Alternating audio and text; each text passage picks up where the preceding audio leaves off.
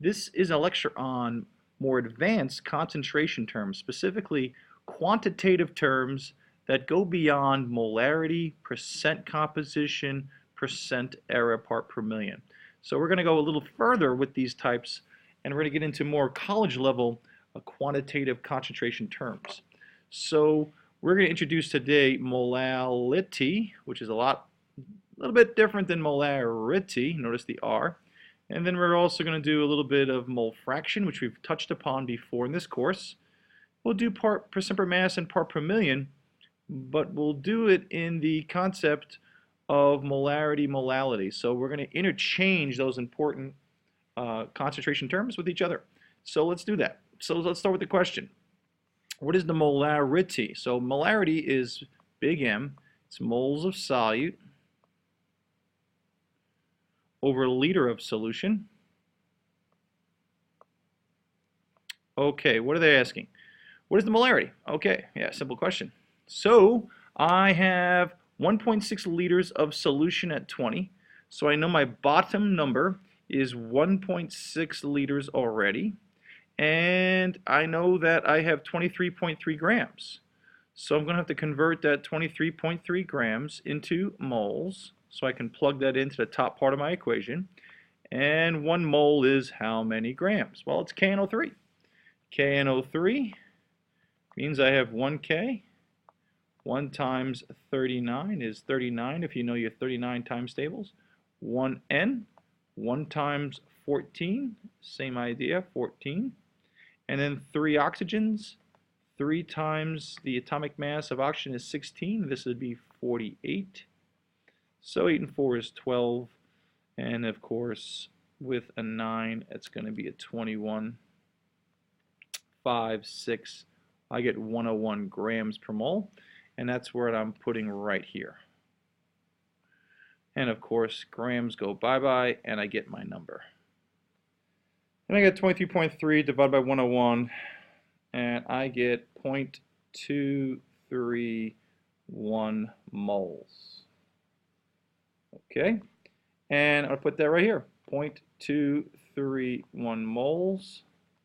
And let's go see what a molarity is. Divide that by 1.6, and I get 0.144 big M. And of course, my answer, right level of significant figures, is going to be 2. So 0.14, 0.14 M. That's the molarity of my solution. And it would be pretty dilute. Okay. Now, our new term. What is the molality? Now, that's a little different. Molarity is moles of solute over a liter of solution. Molality, molarity, molarity, molality. Okay, so, sorry, molality is little m. And it's still moles of solute. But this time it's kilograms of solvent. That's right, it's just the mass of the solvent.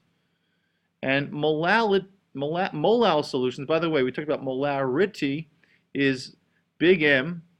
You can also use the word molar, big M, or the word molarity. So these are all synonyms for molarity. Big M, word molar. If you're dealing with molality, your term is molal. And you'll say the molality. So molality, okay, very similar but subtle difference. Little m, the word molal or the word molality. Those are the synonyms here. Now, what's the difference here? Well, the difference here is that when I make a molar solution, I am going to, again, take a certain number of grams of potassium nitrate, put them, let's say, in a volumetric flask, which has a marking.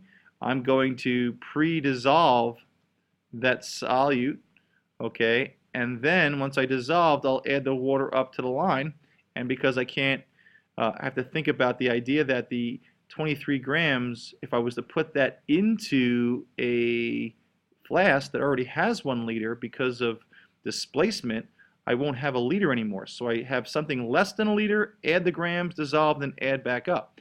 In a molal scenario or molal solution, I do not do that. It's so much better. it's easier to make a molal concentration. Take out a flask, start with what? Your liter if you want to, because a liter is approximately 1,000 grams, which is approximately a kilogram of water, okay, at 4 degrees, but the density of water is about 1, you can always say. So we start with a liter of water, and then I can add what? The 23 to that. I don't care if I go over because it's not volume, it's mass of the solvent. So these are easier to make. Why would we have differences? Why don't we just stick to molarity? Well, part of the reason is that molar solutions dependent upon volume. And as temperatures change drastically, you know that solutions get more dense as they get colder, which means their volume decreases, and they get less dense when they get warmer. Their volume increases. So what happens is, as temperatures change, molarity is not a great value to use. So molality is used when we have great temperature changes. Temperature changes would affect the volume here. In any case, we'll see those examples soon enough. So how do we get molality? Well, we need moles of solute. That's easy. We have the same solute here, which is 0.231 moles. And now we need kilogram of solvent. And here I run into a problem. My problem here is that I only have 1.6 liters of my solution. So how do I go from volume to mass? My friends in chemistry, I need a converting factor that goes from volume to mass, and your friend here is density. You cannot do this without a density. So since my density is in grams per milliliters, I'm going to convert this to milliliters, getting rid of liters. And I know that there's 1,000 small little pieces called milliliters in one big liter. Liters cancel. And then the next step is I'm going to get rid of milliliters. I put the milliliters on the bottom. I put the grams up top. There's 1.23 grams per 1 milliliter. And lo and behold, that gives me the gram, which is 1968. But my friends in chemistry, this is the grams of the what? Of the entire solution. This is 1.6 liters of the entire solution. This is the density of the entire solution. So this is the what? The mass of the entire solution. So to get rid of the entire, to just get what? Kilogram of solvent, how do I do that? Well, this is the solute plus the solvent. I know the what? I know the grams of my solute. So I'm going to take my 1968, all right, and I'm going to subtract out the amount that is taking up of mass due to this solute. So I'm going to subtract out the solute's mass. This is the entire solution, so I need to subtract out the mass of my solute, which in this case is 23.3, and this will give me the mass of my water. And it gives me the mass of the water, and that number I get with my calculator is 1944.7, and that's grams of water. Remember, we have to be in what? Kilograms. So convert to kilograms. That should not be a problem. 1.944.7. Can't have 2 points. Too many points. So 1.47 kilograms. I can do this. And that's my water. Let's go ahead.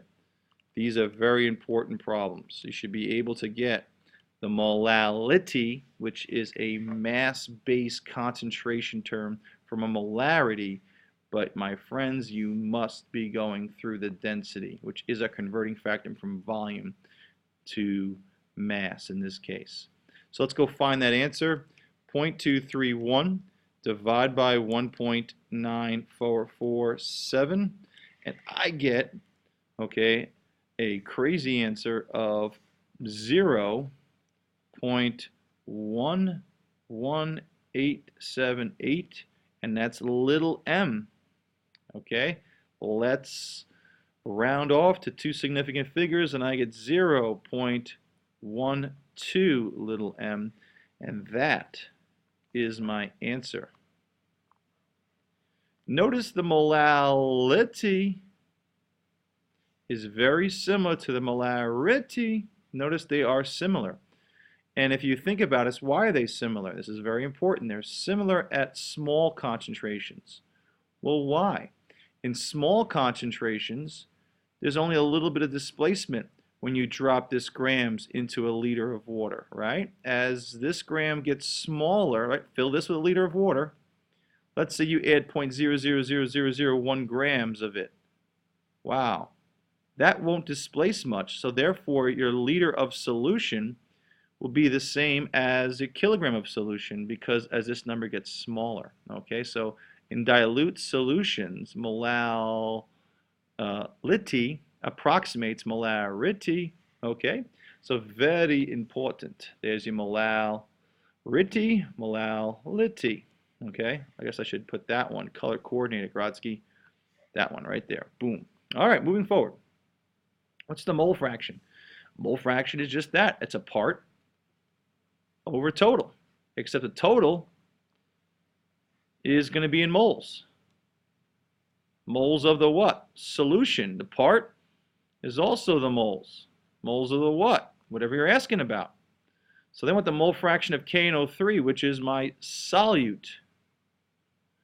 So it's going to be the moles of the solute over the total moles of the solution. No timesing by 100, just a fraction. One would be if you have 100%. Or one would be if you just had one of them, right? So having two of them, what fraction is that? So let's go find it. Well, I think we have moles, right? I think we have moles of the solute already. We already have 0.231 moles of the solute. Let's change color because we can. So we have 0.231 moles of the solute. Now, total moles of the solution would be 0.231 plus the moles of the water. Well, we have the kilograms or grams of the water, so all we got to do here is convert. So 1944.7 grams of water. We're going to get rid of grams, so grams goes down here. We want a mole, and we should know already water is 18 grams per mole. And let's go find how many moles we got. 1944.7 is going to be a lot. Divide by 18, and I get 108.04 moles of water. Okay, I'll plug that in here. 108.04. Let's go find that mole fraction. Now that mole fraction, okay, is written like this, and I know I'm running out of space. It's an X, right? They use an X for mole fraction, and they write as a subscript KNO3. So this is the mole fraction of KNO3. So let's go find that number. Okay, and I get 0.0021. There's no units here. It's a dimensionless unit. This is moles, and although I didn't write it here, these are moles. So the moles go bye-bye, and you have a dimensionless unit, which means you can give me as many significant figures as you want because there's no unit, but we'll stay with 2. Okay, now what's the mole fraction of the water? Well, we can do the same thing. We can put the what? 108.4 up top. This bottom number stays the same. You can do all that work, but my friends in chemistry, if a mole fraction, if this is the mole fraction of the potassium nitrate, there's only 2 things in the water, they have to equal 1. So what's 1 minus 0.0021?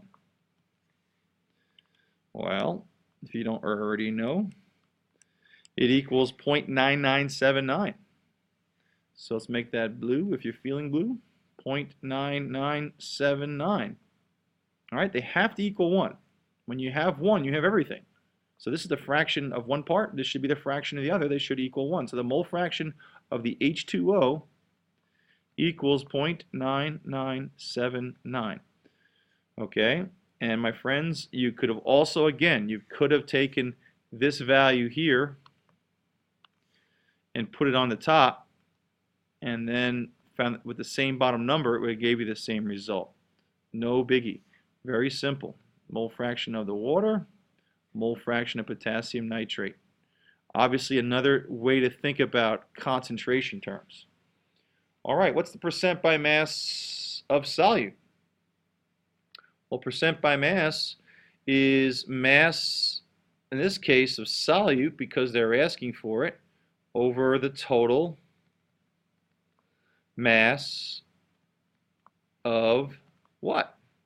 Of the solution, not just the water, times 100. Now they want a percentage, which is a part per 100. So the mass of my solute, very simple, is what do we got here for grams? Oh, 23.3 grams. So we got 23.3 grams of my solute. What's the total mass of my solution? I know that already. I don't have to add anything because I have what? Did I time something by the density?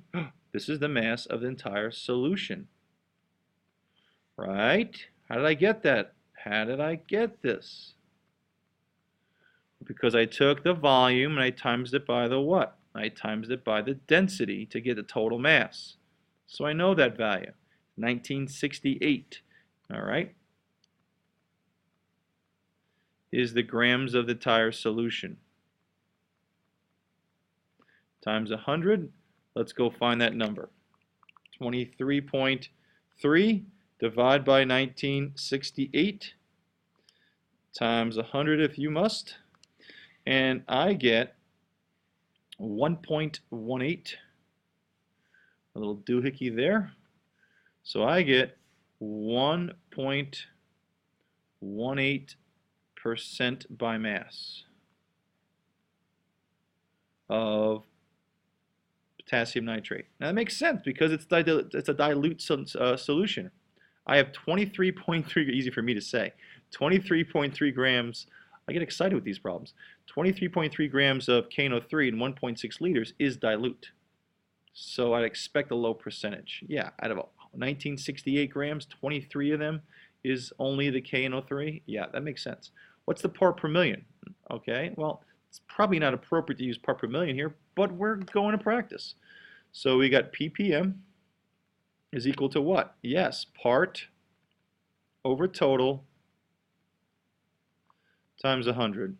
Except instead of times 100, a part per million is a part per what? Part per million. So 10 to the 6th.